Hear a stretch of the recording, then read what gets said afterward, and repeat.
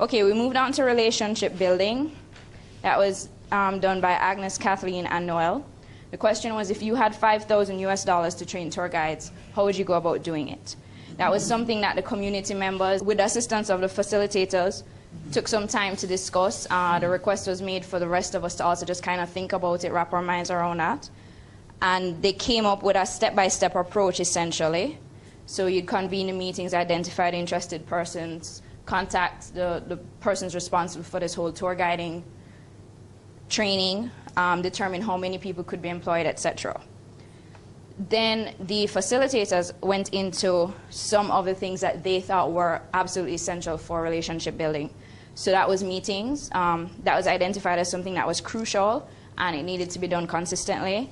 Communication, where it was possible in some instances perhaps to identify one person in an organization and use that person to assist in networking and communicating with other organizations if necessary.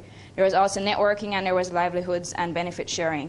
The networking and the livelihoods and benefit sharing generated some additional discussion and information, including the importance of joining associations and groups, being consistent, because people would gravitate towards you and remember you for the right reasons if you were consistent.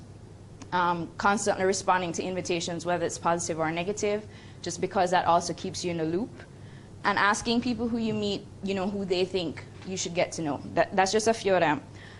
Then the question arose, how do you ensure that the benefits are shared?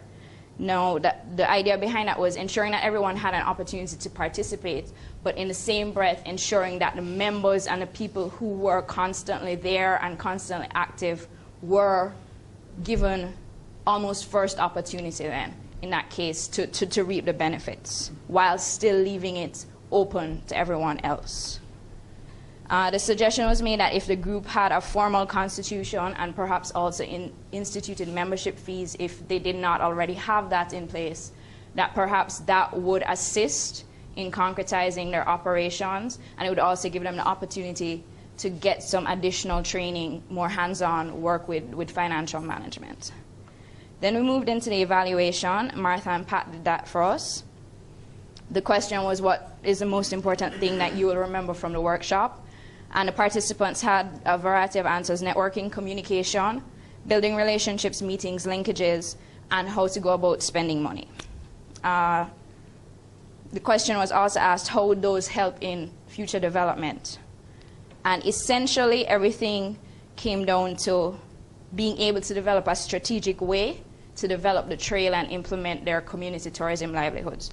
Then the question was also asked, would the village council be receptive to sharing that load with others? Because the village council does seem to be responsible for so much.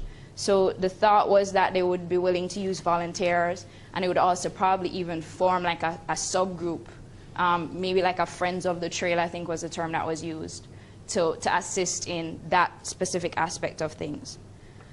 Finally, an assessment was done. We used 6 faces. I think one got taken out because nobody could quite pinpoint what was going on with that face.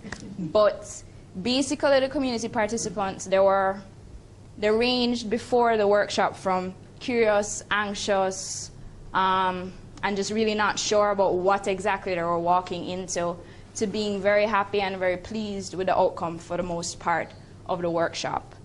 And we did promise that we would send them a copy of the report, and it was emphasized that although these were the relationships that were explored on day 2, they weren't comprehensive. There were things that were not addressed, but it would give them a building block then that they could expand on and they could work from.